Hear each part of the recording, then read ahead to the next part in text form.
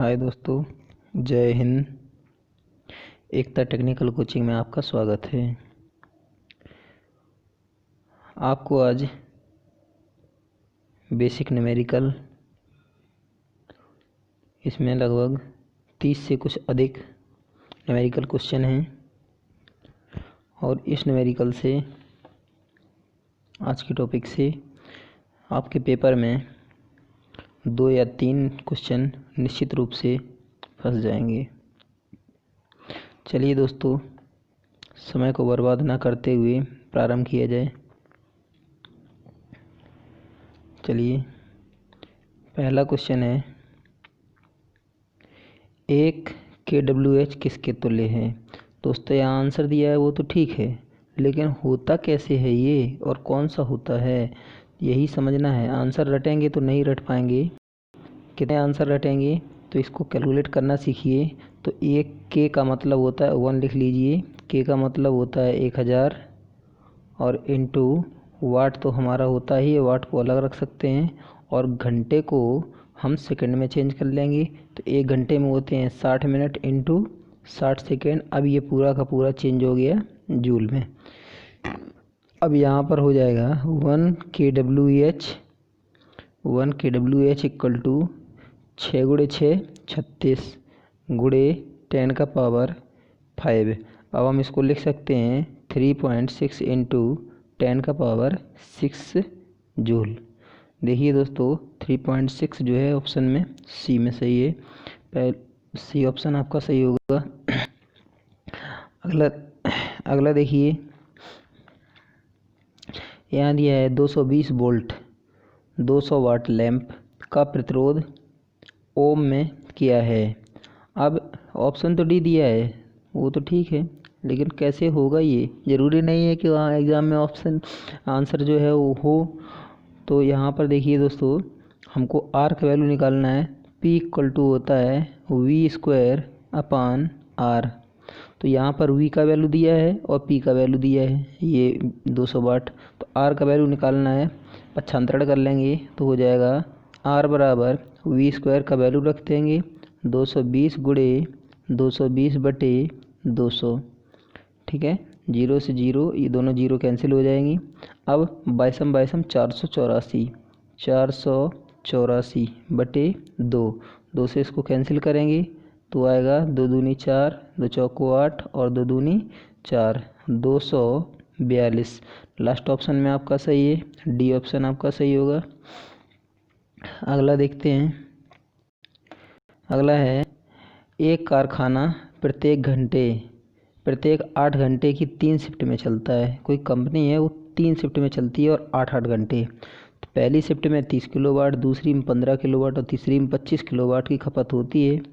कारखाने की प्रतिदिन ऊर्जा खपत की गणना किलोवाट घंटे में कीजिए। किलोवाट तो ये लिखा है, किलोवाट ये भी लिखा है, घंटे ये लिखा है, तो हम क्या करें, किलोवाट घंटे में पूछिए। तीनों संख्याओं में हमको क्या करना है, टोटल किलोवाट मतलब टोटल kWh आपको निकालनी है।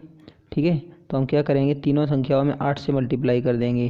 तो यहाँ हो जाएगा 30 गुणे 8 प्लस 15 गुणे 8 प्लस 25 गुणे 8।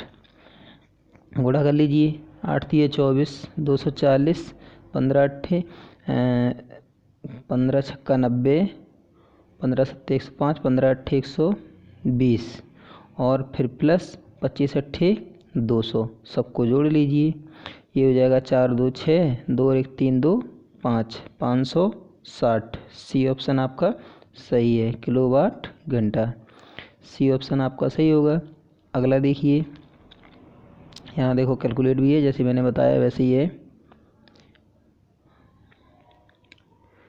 अगला देखिए, एक 100 वाट 100 वोल्ट लैंप को 250 वोल्ट आपूर्ति पर प्रचालित किया जाता है।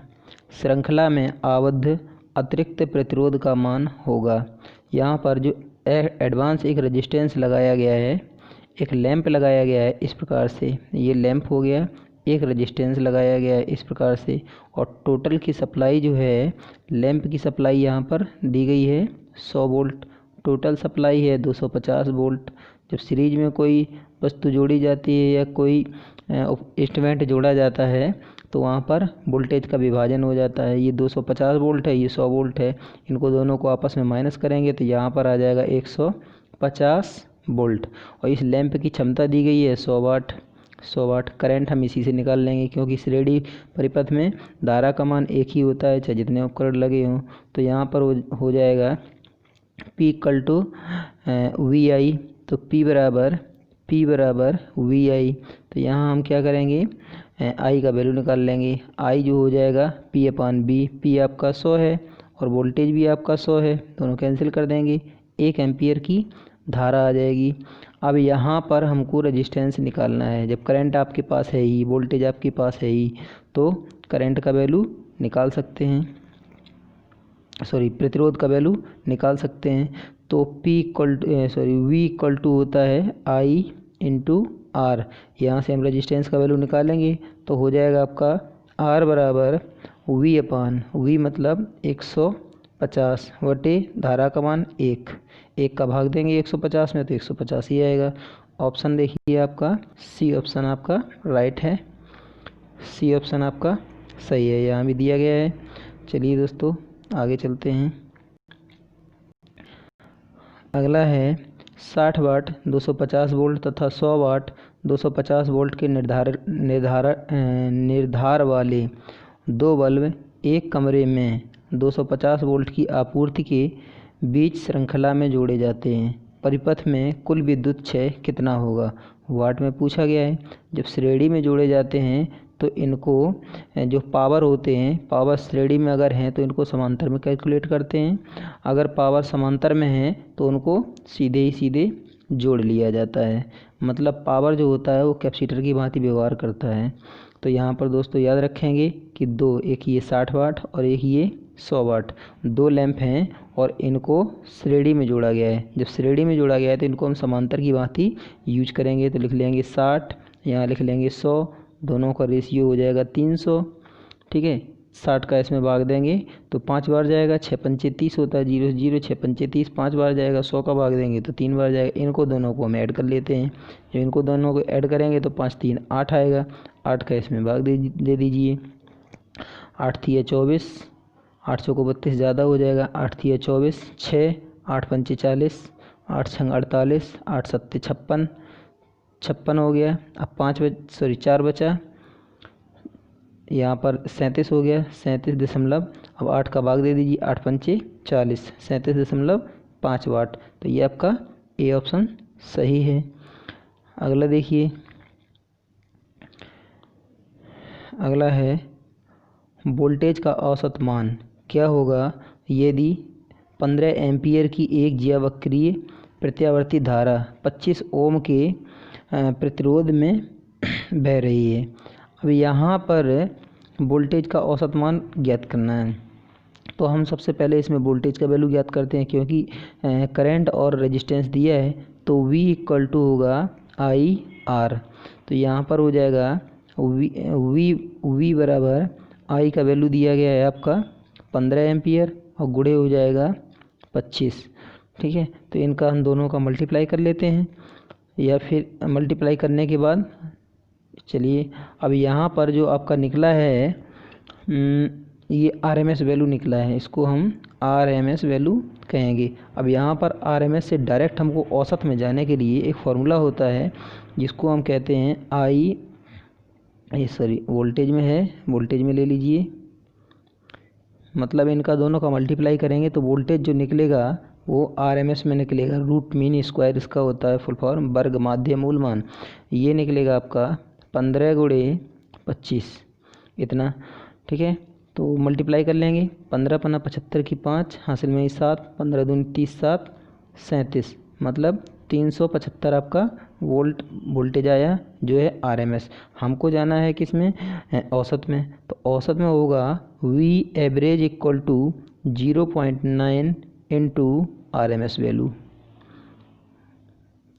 वैल्यू जिसकी भी है, तो वोल्टेज की है तो वोल्टेज लिख देंगे। अब यहाँ हो जाएगा 0.9 इंटू 37.5, 0.9 से यहाँ पर मल्टीप्लाई करेंगे। अब देखिए दोस्तों यहाँ पर सभी ऑप्शन कम है, 337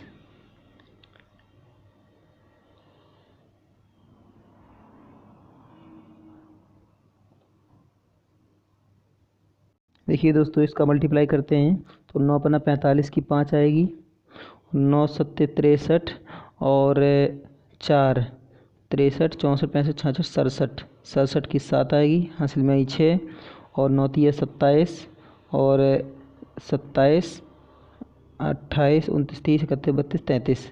यहाँ पर हम लिख लेंगे 33। एक अंक के बाद पॉइंट लगा देंगे तो ये 37.5 आ रहा हमारे में, यहाँ 37.8 है। डायरेक्ट मतलब कैलकुलेट हम कर दिए 0.9 रख करके। अगर उस प्रकार से करते विस्तार पूर्वक तो इतना ही आ जाता, लेकिन संख्याएं आपकी आगे वाली राइट निकल रही हैं, यही बी ऑप्शन आपका सही होगा इसमें। तो दोस्तों याद रखना, जब आरएमएस वैल्यू हमको दी गई हो और एवरेज वैल्यू हमको निकालनी है तो डायरेक्ट 0.9 से मल्टीप्लाई कर दिया जाता है। ये साधारण बुकों में नहीं ही दिया है, लेकिन याद रखना दोस्तों। और जब आरएमएस वैल्यू और मैक्सिमम वैल्यू हमको निकालनी होती है ज्यावक्रीय तरंग के लिए, मतलब मैक्सिमम वैल्यू दी होती है और आरएमएस वैल्यू निकालनी होती है, तो हम 0.707 से मल्टीप्लाई करते हैं या फिर 1/√2 से मल्टीप्लाई कर देते हैं। और अगर हमको एवरेज वैल्यू निकालनी होती है और मैक्सिमम वैल्यू दी होती है तो हम 2/π से मल्टीप्लाई कर देते हैं, ठीक है।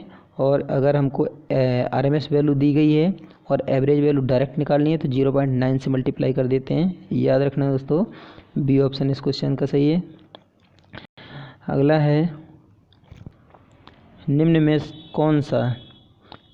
से कौन सा 0.5 किलोवाट आवर मतलब kWh के बराबर है। अब यहाँ ऊपर जो कैलकुलेशन किया था उसी को देखिए ज़रा।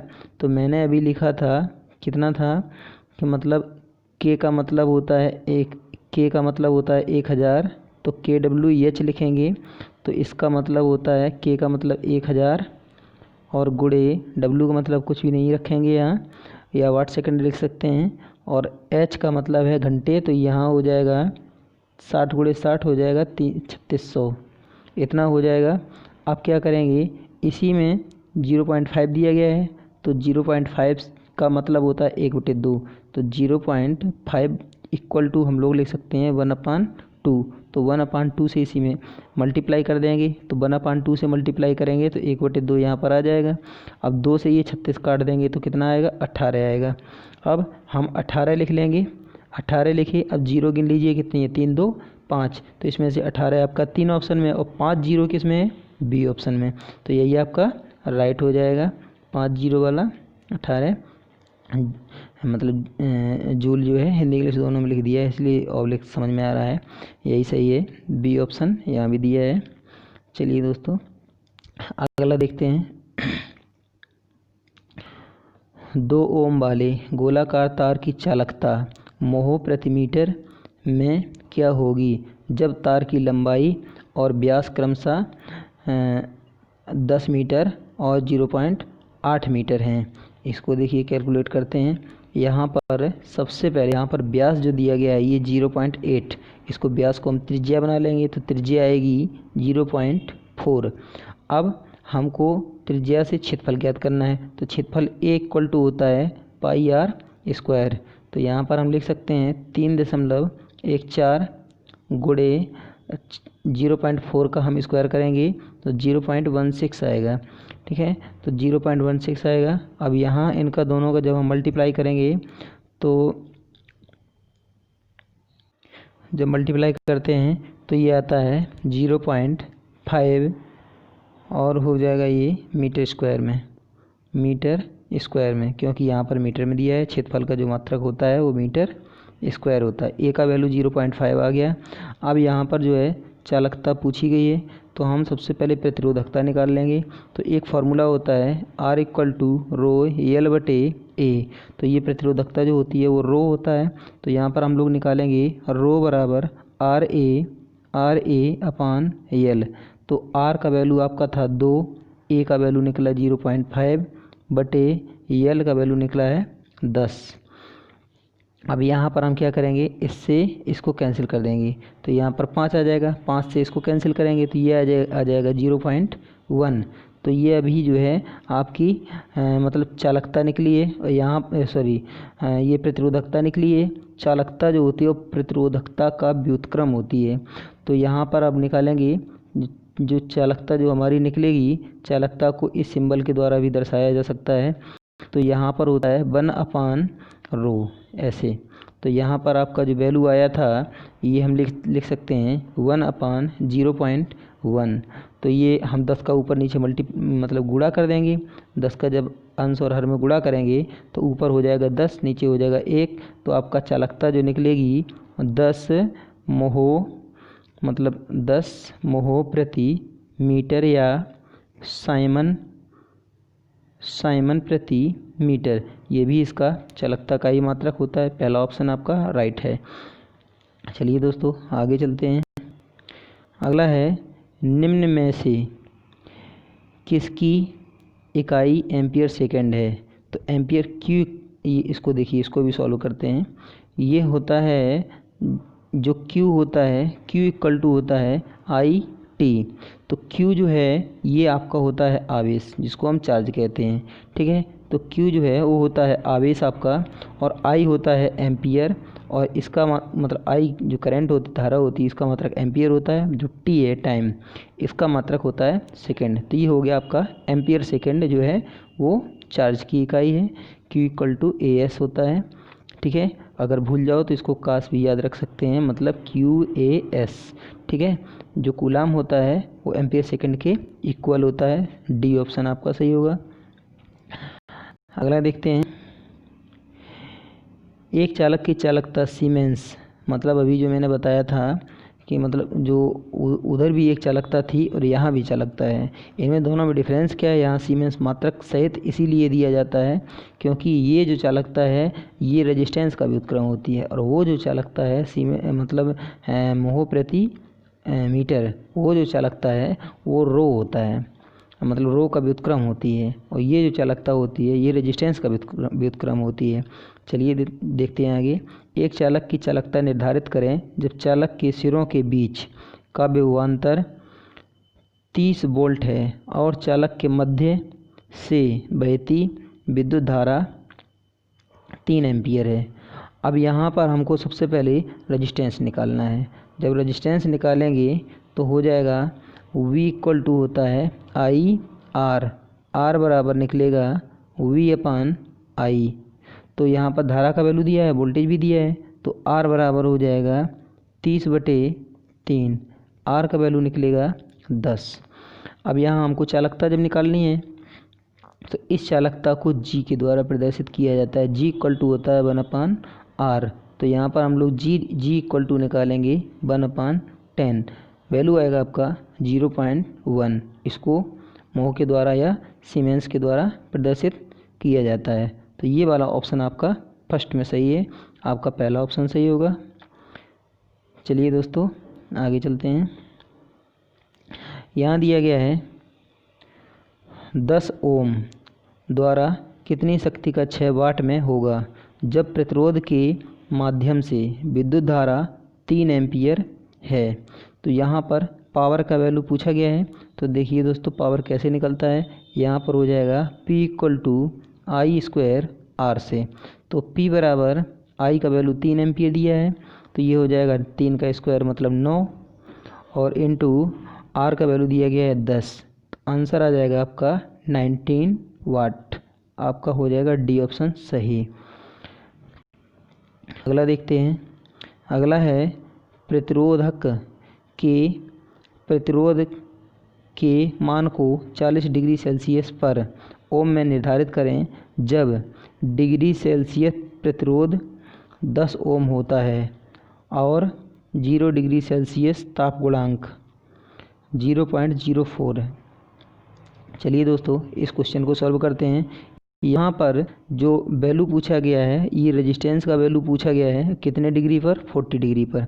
तो यहाँ एक फार्मूला होता है, हम लिख सकते हैं R40 ऐसे, ये RT इक्वल टू R जो है वो 0 डिग्री पर 10 वैल्यू दिया है R0, R40 equal to R0 1 plus alpha 0 T ये होता है, ठीक है। तो या फिर अल्फ़ा टी भी हम लोग लिख सकते हैं इसको, कहीं कहीं अल्फ़ा टी अकेला लिखा हुआ मिलेगा। तो यहाँ पर हम अब वैल्यू रखेंगे तो ये हो जाएगा R40 पर वैल्यू आपको निकालना है। तो R40 इक्वल टू R0 का वैल्यू यहाँ पर ये 10 ओम दिया गया है, 10 लिखेंगे। फिर लिखेंगे 1 प्लस अल्फ़ा 0 का मान 0.04 इंटू ये टी का वैल्यू जो है वो 40 है, यहाँ पर 40 लिख देंगे।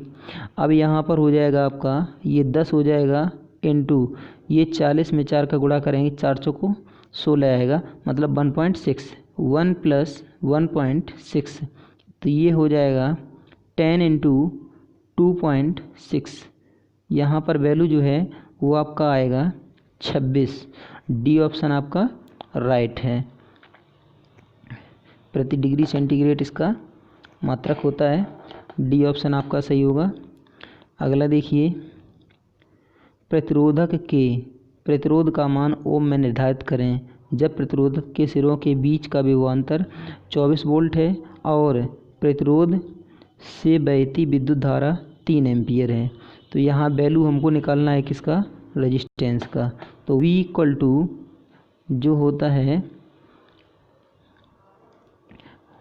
V बराबर IR, हमको रेजिस्टेंस निकालना है ओम में, तो R equal to V upon I।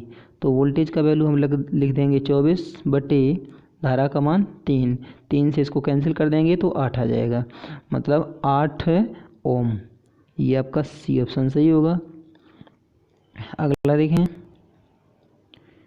अगला है एक 100 वाट का बल्ब एक दिन के औसतन 10 घंटे जलता है और यह 7 दिन तक जलता है।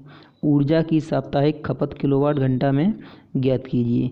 1 किलोवाट घंटा इक्वल टू 1 यूनिट भी होता है दोस्तों, याद रखना, 1 यूनिट भी इसको कहा जाता है, जो कि kWh है। अब यहाँ पर आपको 1 यूनिट का वैल्यू निकालना है, ठीक है। 1 U इक्वल टू होता है मतलब दिन वाट घंटे बटे 1000, ये होता है दिन वाट घंटे बटे 1000। तो दिन दिए गए हैं 100, गुणे घंटे हैं 10 और गुणे मतलब वाट दिया गया है 100 और दिन जो हैं दिन दिए गए हैं दिन दिए गए हैं 7 और समय दिया गया है 10 घंटे, बटे हम 1000 करेंगे तो ये सब जीरो कैंसिल हो जाएंगी और केवल आपका 7 बचेगा। ए ऑप्शन आपका सही है। दोस्तों, अगर हमारा वीडियो आपको अच्छा लगे तो आप अपने दोस्तों में इसको शेयर करें तथा लाइक और सब्सक्राइब करें, और सब्सक्राइब करें तो बगल में एक घंटी है उसको ज़रूर बजा दें।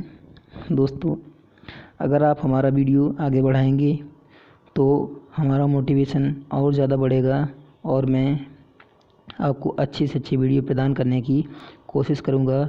मैं आशा करता हूँ कि हमारे प्रत्येक वीडियो आपके लिए बहुत ज़्यादा लाभकारी सिद्ध होंगे। और बहुत बड़े टीचर तो नहीं हैं, लेकिन बस इतना जानते हैं कि मैं जितना बताऊंगा उसमें से UPPCL में प्रत्येक वीडियो से कम 2 से 3 क्वेश्चन निश्चित रूप से ही फंसेंगे। 150 क्वेश्चन के पेपर के लिए मैं जानता हूं कि जितना मैं वीडियो डालूंगा, अगर समय रहते हुए मैंने सिलेबस पूरा किया तो कम से कम 130 या 140 क्वेश्चन हमारे प्रत्येक पेपर में से जो हम बताते हैं उसमें से पेपर में कम से कम 140 क्वेश्चन टेक्निकल में फंस जाते हैं निश्चित ही रूप से। तो परीक्षा जब पास में होगी तो दोस्तों मैं कुछ इंपॉर्टेंट क्वेश्चन भी आप लोगों के लिए प्रोवाइड करवाऊँगा, और उसमें से अगर आप 50 क्वेश्चन पढ़ेंगे तो 50 में से कम 30 क्वेश्चन आपके निश्चित रूप से ही फंसेंगे। चलिए दोस्तों, आगे चलते हैं। अगला क्वेश्चन है, यहाँ पर 1 किलोवाट घंटा दिया गया है, तो 1 किलोवाट घंटा जो है हम इसको जो है किलो तो रहने देंगे, क्योंकि किलो यहाँ भी लिखा है, किलो यहाँ भी, किलो से किलो कैंसिल, तो हमको कैलोरी में चेंज करना है। तो वाट घंटा, तो वाट हमका वाट जो है वो जूल मतलब वाट जो है उसको बनाए रहने दीजिए, हम इसको केवल EH को चेंज कर लेंगे। तो H मतलब 1 घंटे बराबर होता है मतलब 3600, ठीक है। और इसको हम जब कैलोरी में 3600 जूल, 1 वाट घंटे बराबर 3600 जूल होता है, KC के कैंसिल, और कैलोरी में जब चेंज करते हैं तो 4.18 या 4.2 से डायरेक्ट सीधे डिवाइड कर देते हैं, तो ये आपका 861 के आसपास आता है। तो यहाँ पर 860 ऑप्शन में दिया गया है, 861 नहीं दिया गया है। डी ऑप्शन आपका सही होगा। देखिए दोस्तों नीचे कैलकुलेट है। अगला देखते हैं। अगला है यदि एक तार जिसका प्रतिरोध R है इसकी लंबाई N गुना खींच दी जाए तो इसका नया प्रतिरोध क्या होगा। दोस्तों याद रखना जो नया प्रतिरोध है इसको आर एन लिख सकते हैं, आर न्यू या NEW। R new equal to N का स्क्वायर इंटू आर ओल्ड। इस प्रकार से इसको ज्ञात किया जा सकता है। अगर पुराना वैल्यू दिया गया है और वहाँ पर मतलब जो लंबाई दी गई है कितना खींचना है तो इसका नया रेजिस्टेंस हम इस प्रकार से ज्ञात कर सकते हैं। सी ऑप्शन आपका राइट है। यहाँ पर लिखा है तार को खींचकर n गुना लंबा किया जाता है लेकिन तार का आयतन अपरिवर्तित रहता है। दोस्तों आगे देखिए, यदि एक प्रणाली की संधारिता मान का दुगना हो जाए तो इसके द्वारा संचित ऊर्जा हो जाएगी। मतलब कैपेसिटेंस का वैल्यू 2 गुना करवा रहा है तो इसमें जो स्टोरेज एनर्जी जो होगी वो कितनी होगी। तो स्टोरेज एनर्जी इसको इस एनर्जी को लिखते हैं जो कैपेसिटर के लिए होती है 1/2 CV²। यहाँ C का वैल्यू 2 गुना करवा रहा है। जब C का वैल्यू डायरेक्ट 2 गुना करवा रहा है तो यहाँ पर 2 से मल्टीप्लाई हो जाएगा। तो सीधी बात है तो यहाँ पर हो जाएगा E न्यू जो निकलेगी तो ये हो जाएगा 2 और यहाँ पर ब्रैकेट में 1/2 CV²। तो यहाँ पर हम लिख सकते हैं E new equal to 2E old. तो यहाँ सीधे बात है 2 गुना हो जाएगी। पहला ऑप्शन आपका राइट होगा। देख लीजिए दोस्तों सामने कैलकुलेट किए हैं। आगे चलते हैं, यहाँ कैलकुलेट किया गया है। आगे चलते हैं। एक समांतर प्लेट संधारित्र की धारिता 100 पिकोफैरेड है। एक 50 वोल्ट का विभवांतर उसके अक्रॉस लगाया जाता है। संचित ऊर्जा जूल में ज्ञात कीजिए।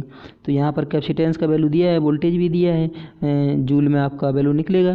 तो यहाँ पर E इक्वल टू निकलेगा 1/2, C का वैल्यू दिया गया है 100। तो यहाँ पर हम लिखेंगे सबसे पहले इस CV² होता है तो हम सबसे पहले लिखेंगे 100 इंटू पिको का मतलब होता है 10⁻⁻12 और V² का मतलब 50 × 50 हो जाएगा, 50 × 50। तो यहाँ पर हो जाएगा 25। तो 1/2 इंटू मतलब 1 2 3 4 4 जीरो हो गई। 4 जीरो इसमें से कम कर देंगे, ये माइनस की है, ये जीरो प्लस की हो जाएंगी। तो यहाँ पर हो जाएगा आपका माइनस, जब 4 जीरो कम करेंगे तो ये हो जाएगा -8 और इंटू 25 इतना बचा। अब 2 से 25 को जब कैंसिल करेंगे तो यहाँ पर आएगा आपका 2 1 2 2 दूनी 4 2 पंचे 10 12.5। अब हम एक पॉइंट और अगर इधर कर देंगे तो ये पावर माइनस हो जाएगा 7 में क्योंकि हम प्लस में आ जाएंगे। तो ये हो जाएगा 1.25 इंटू 10⁻⁻7 जूल। पहला ऑप्शन आपका राइट है। चलिए दोस्तों आगे, यहाँ देखो कैलकुलेट भी किया गया है। आगे चलते हैं। अगला है प्रतिरोधक के प्रतिरोध का मान ओम में क्या होगा जब विघटित शक्ति और प्रतिरोधक के माध्यम से विद्युत धारा क्रमशः 12 वाट और 2 एम्पियर है। यहाँ पर रेजिस्टेंस का वैल्यू दिया मतलब पूछा गया है और पावर और करंट का वैल्यू दिया गया है। तो P इक्वल टू होता है I²R। हमको करंट का वैल्यू निकालना है, हमको जो है रेजिस्टेंस का वैल्यू निकालना है। तो R इक्वल टू हो जाएगा P/I²। तो P का वैल्यू है 12, I² मतलब 2 का स्क्वायर, ये 12 है। अब यहाँ पर लिखेंगे 12 हो जाएगा 4, भाग दे देंगे तो 3 ओम आएगा। यहाँ पर डी ऑप्शन आपका सही होगा। आगे देखते हैं। अगला है यदि एक 220 वोल्ट के लैंप का प्रतिरोध 100 ओम है तो उसकी शक्ति वाट में ज्ञात करें। जब रेजिस्टेंस दिया गया है, वोल्टेज दिया गया है तो P इक्वल टू होता है एक फार्मूला V²/R। इससे हम पावर ज्ञात कर लेंगे। तो यहाँ पर हो जाएगा आपका P बराबर V² मतलब 220 × 220/100 100, 0 0 दोनों कैंसिल कर देंगे, 22 22 का मल्टीप्लाई करेंगे तो 484 आता है। ये 484 वाट हो जाएगा, मतलब वाट। ये सी ऑप्शन आपका सही है। अगला देखते हैं। अगला है 5 ओम लोड के लिए आपूर्ति वोल्टेज मान होगा, मतलब यहाँ पर वोल्टेज का वैल्यू पूछा गया है। तो यहाँ चलिए दोस्तों निकालते हैं। तो P = V²/R। तो यहाँ पर P का और R का वैल्यू दिया है, V का वैल्यू पूछा है, तो V² हो जाएगा PR। तो यहाँ पर हम लोग P का वैल्यू लिख सकते हैं,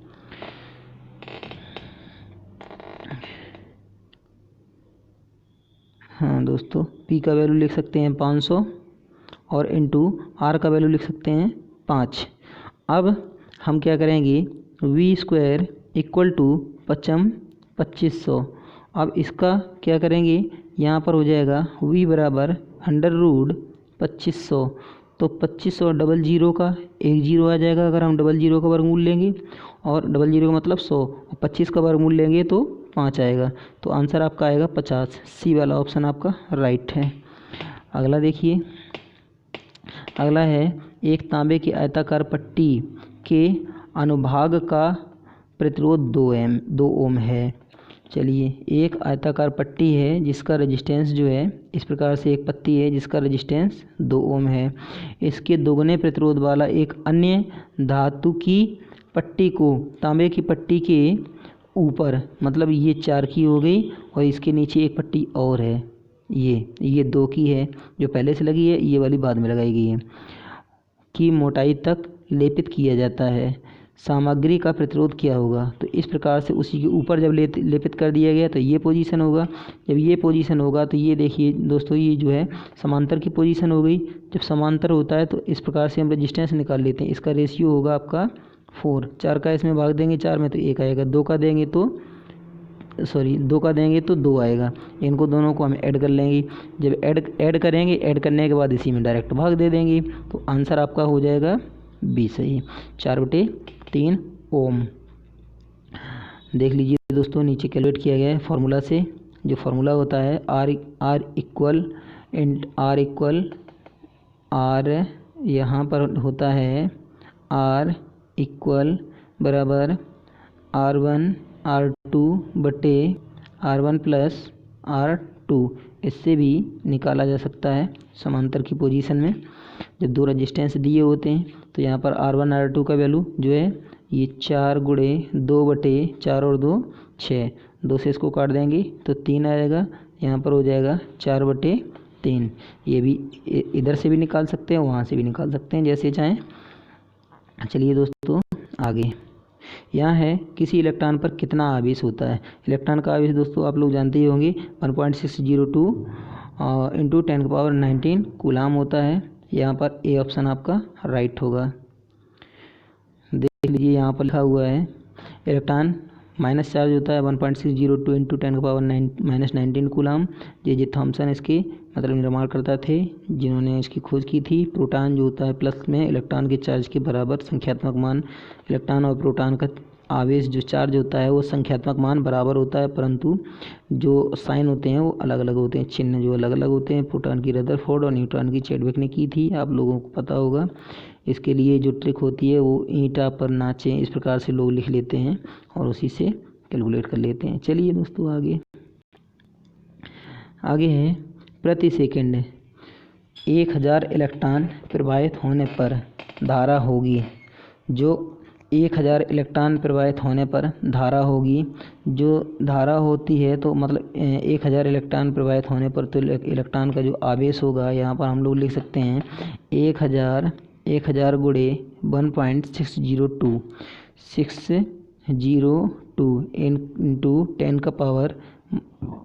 10⁻−19।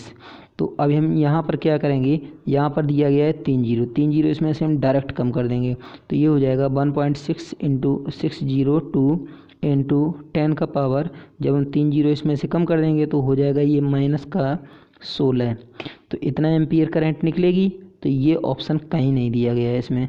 देखिए दोस्तों, देख लीजिए ध्यान से, देखिए इसको, कहीं भी ऑप्शन नहीं दिया गया है। इसीलिए मैंने यहाँ पर कैलकुलेट करके पहले से लिख रखा है। यही ऑप्शन इसका सही है। नीचे निर्देश में दिया गया है, यहाँ पर बी तो दिया है परंतु यहाँ 15 के स्थान पर यहाँ पर 16 होना चाहिए था, जो कि दिया नहीं है, -16 इसमें कैलकुलेट करके दिया गया है। जीपीएससी द्वारा दिए गए विकल्प गलत हैं, यहाँ कैलकुलेट करके बताया गया है। चलिए दोस्तों आगे एक और है ऑप्शन, त्वचिक प्रभाव जिसको स्किन इफेक्ट कहते हैं, के कारण एसी में प्रतिरोध डीसी की अपेक्षा अधिक होता है।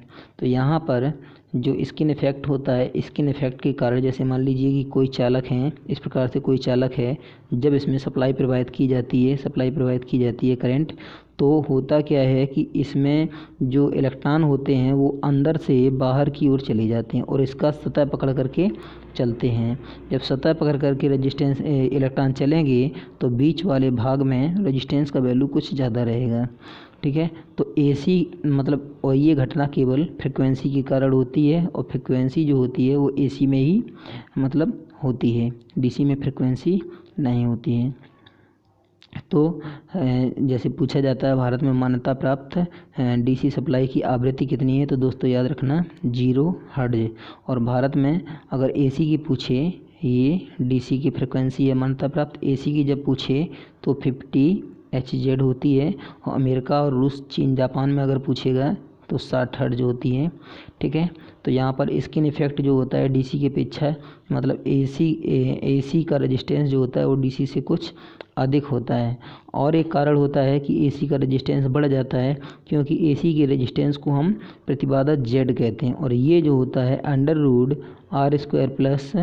+ X²। तो इसमें जो ये प्रतिघात होता है, ये धारतीय और प्रेरकीय दो प्रकार के होते हैं, XC और XL। ये फ्रिक्वेंसी के कारण बढ़ जाते हैं।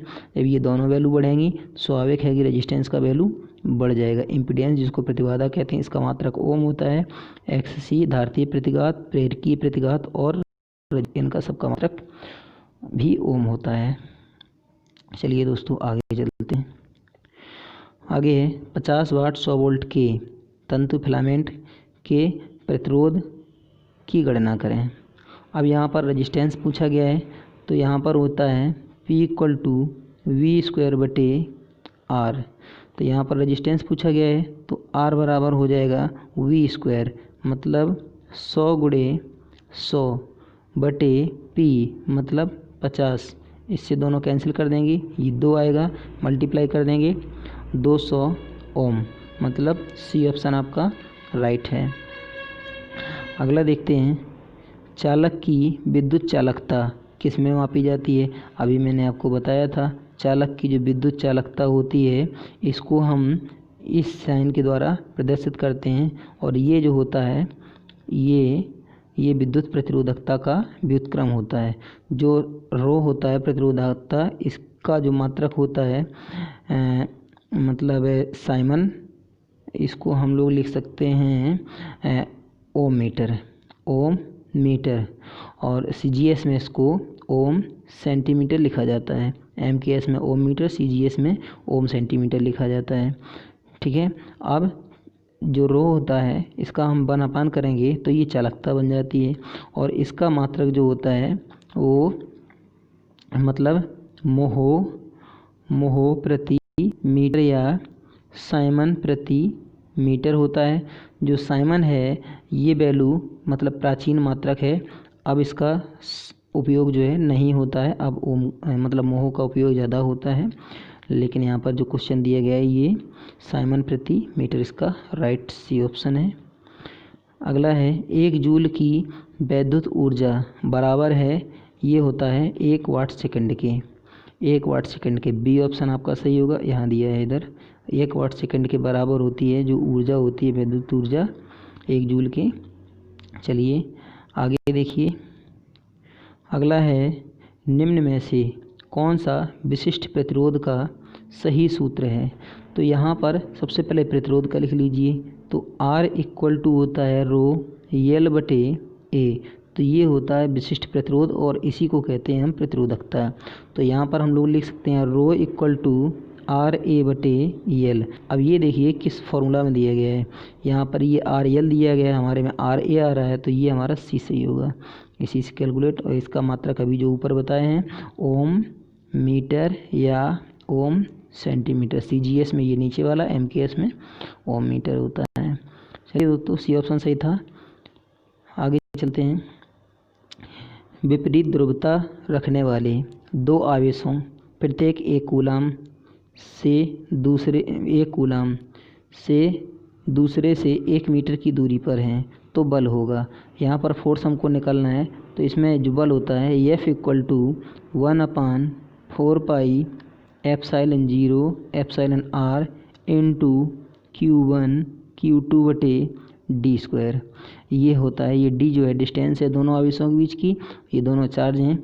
अब दोस्तों 1/4 एप्सिलॉन 0 इसका वैल्यू जो होता है ये 9 × 10⁹ होता है, और इंटू ये दोनों Q1 × 1 हो जाएगा, और ये बीच की दूरी भी 1 मीटर है, तो ये 1 का स्क्वायर हो जाएगा। ये सभी कैंसिल 1 आ जाएगा। इसका मल्टीप्लाई कर देंगे तो आएगा 9 × 10⁹ न्यूटन। तो आपका पहला ऑप्शन राइट है। आगे बढ़ते हैं। अगला है चालक के अंतों के बीच पोटेंशियल डिफरेंस, मतलब वोल्टेज का वैल्यू पूछ रहा है। क्या होगा जब चालक के माध्यम से विद्युत धारा प्रवाह 3 एम्पियर और चालकता 0.3 मोह है। अब यहाँ चालकता दी गई है और करंट दिया गया है, और पूछा क्या गया है वोल्टेज। तो V = होता है IR।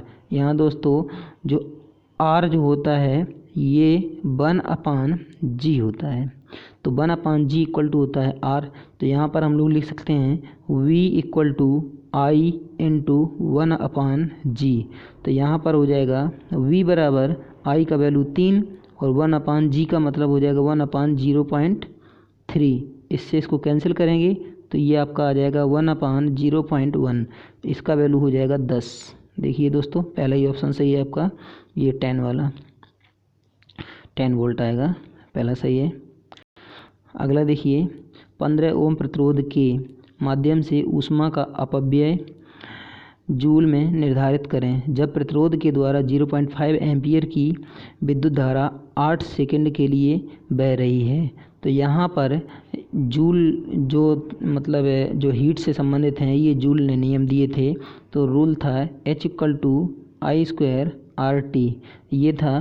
तो यहाँ पर लिखेंगे H = I², I मतलब 0.5 का स्क्वायर कर देंगे, तो ये हो जाएगा 0.5 का स्क्वायर इंटू R है आपका 15 × T है 8 सेकेंड।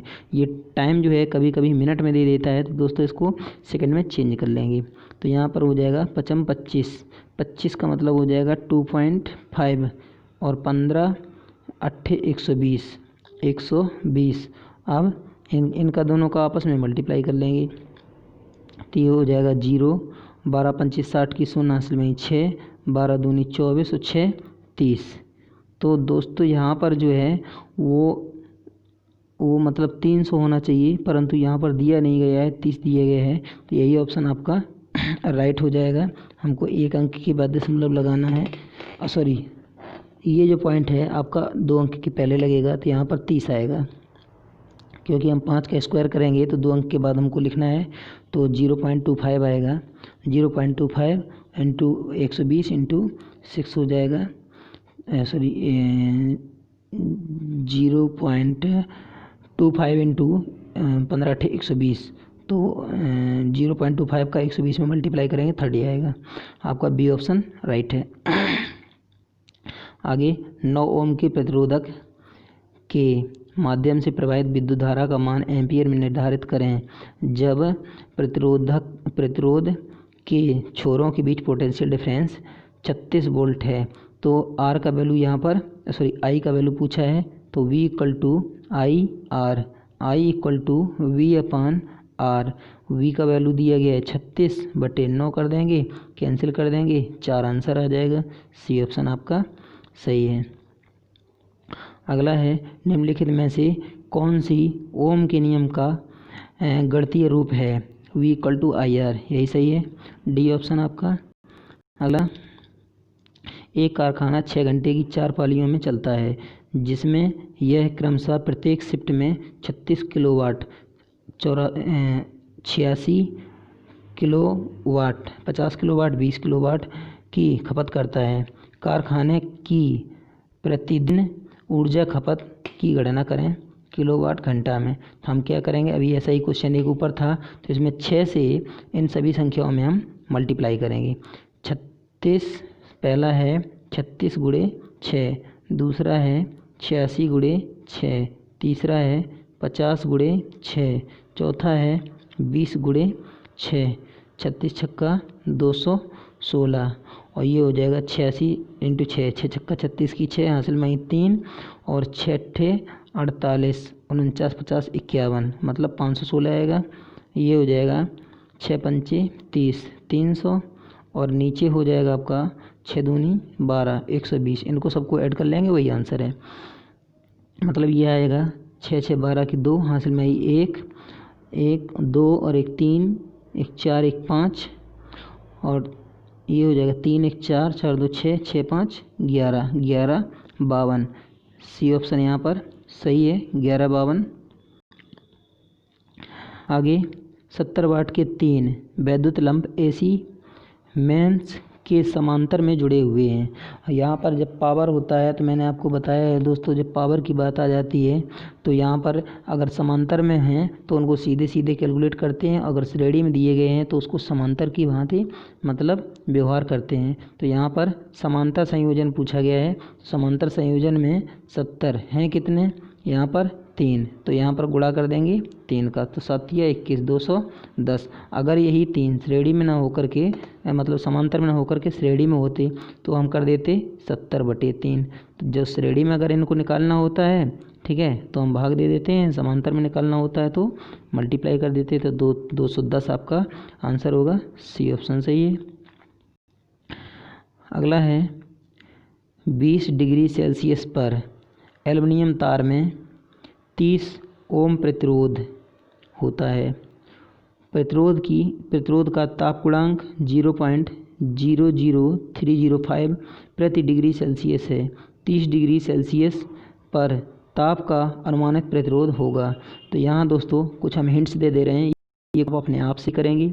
तो यहाँ पर हम लोग निकालेंगे, मतलब प्रतिरोध पूछा गया है, R = होगा 1 सेकंड वाला R, ये सेकंड मान लीजिए जो निकलेगा, ये फर्स्ट है, यहाँ पर हो जाएगा 1 + α0t। तो यहाँ पर आपका ये जो वैल्यू दिया गया है, ये देखिए ये 30 दिया गया है, यहाँ पर 30 लिख लेंगे। ये 1 + α0 जो है वो 0.00305 इंटू यहाँ पर t। अब कन्फ्यूज हो गया आप, यहाँ भी दिया है यहाँ भी दिया है, इनका दोनों का डिफरेंस ले लेते हैं, 10 से मल्टीप्लाई कर देंगे तो 30 - 20 10 हो जाएगा। अब दोस्तों यहाँ पर हो जाएगा आपका 30 और ये हो जाएगा 10 का इसमें मल्टीप्लाई कर देंगे तो ये हो जाएगा 1 + 0. यहाँ पर हो जाएगा 0.305। तो इतना हो गया। अब दोस्तों इसको ऐड कर लेंगे और इनको दोनों को ऐड कर लेंगे और ऐड करने के बाद 30 से मल्टीप्लाई कर देंगे, आपका आंसर 31 आ जाएगा, बी ऑप्शन। ठीक है दोस्तों, इतना तो कर ही सकते हैं। नीचे देखो सॉल्व किया गया है जैसे मैंने बताया है। चलिए आगे, वैद्युत दबाव कहा जाता है। वैद्युत इलेक्ट्रिक प्रेशर जो होता है वो वोल्टेज होता है, हमेशा याद रखना दोस्तों, बी ऑप्शन सही है। अगला है 1 वोल्ट के बराबर है। 1 वोल्ट जो होता है वो जूल प्रति कूलाम होता है, क्योंकि Q = इससे नहीं निकलेगा, लेकिन याद रखना आपको, डी ऑप्शन आपका राइट है। अगला, ऊर्जा की एक व्यापारिक मात्रक के बराबर है। तो यहाँ kWh होती है किलोवाट घंटा, ये सही है। इसी को kWh को जो है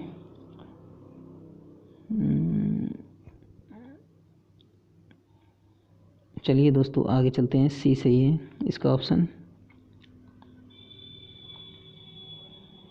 जो एक kWh होता है 1 kWh जो होता है वो 1 BOT के बराबर होता है। ये BOT क्या है, इसका मतलब होता है board of trade unit. Board of trade unit मतलब व्यापार मंडल की ऊर्जा की इकाई, तो किलोवाट घंटा होती है और इसी के इक्वल होता है 1 यूनिट। 1 यूनिट, यहाँ देखो दोस्तों लिखा है, जिसके ऊपर मैंने लिख दिया ये लिखा हुआ है, इसी ये कमर्शियल यूनिट लिखा हुआ है। इसका जो कमर्शियल जो लिखा है इसका मतलब ही ये वोट होता है, याद रखना। 1 वोट बराबर 1 किलोवाट घंटा। चलिए दोस्तों आगे चलते हैं। आगे है एक अज्ञात प्रतिरोध के साथ श्रेणी क्रम में संयोजित करने पर एक एमीटर 0.5 एम्पियर दर्शाता है और उसी प्रतिरोधक के सिरों पर संयोजित वोल्टमीटर 50 वोल्ट दर्शाता है। उस प्रतिरोधक की गणना कीजिए। तो V इक्वल टू होता है IR, V equal to IR, तो हमको R का वैल्यू निकालना है। R equal to V upon I, V का वैल्यू है 50, I का वैल्यू है 0.5। इससे इसको कैंसिल करेंगे तो आ जाएगा 10 बटे 0.1। ऊपर नीचे फिर हम 10 से मल्टीप्लाई कर देंगे तो ऊपर 10 हो जाए, ऊपर 100 हो जाएगा और नीचे हो जाएगा 1। आंसर आ जाएगा आपका C। अगला, चलिए दोस्तों, अगर हमारा वीडियो आपको अच्छा लगे तो अपने मित्रों में इसको शेयर करें और आप लोग सब्सक्राइब करें तथा हमारा मोटिवेशन आगे बढ़ाएं। थैंक यू दोस्तों। और सुनिए, हमारा जो प्रत्येक वीडियो है इसका PDF आपको टेलीग्राम पर ATC इलेक्ट्रिकल टेलीग्राम चैनल पर मिलेगा। टेलीग्राम चैनल का वेबसाइट हम यहाँ पर नोट कर दे रहे हैं। यहाँ पर इस प्रकार से लिखा मिलेगा ATC इलेक्ट्रिकल इस प्रकार से। तो टेलीग्राम चैनल पर ये PDF आपको मिल जाएगा और इसको PDF को वहाँ से अपना देख सकते हैं। और प्रत्येक वीडियो जो है आप हमारे ATC इलेक्ट्रिकल चैनल पर देख सकते हैं और क्विज हमारा वहाँ से टेलीग्राम से आप लोग सॉल्व कर सकते हैं। Thank you for watching.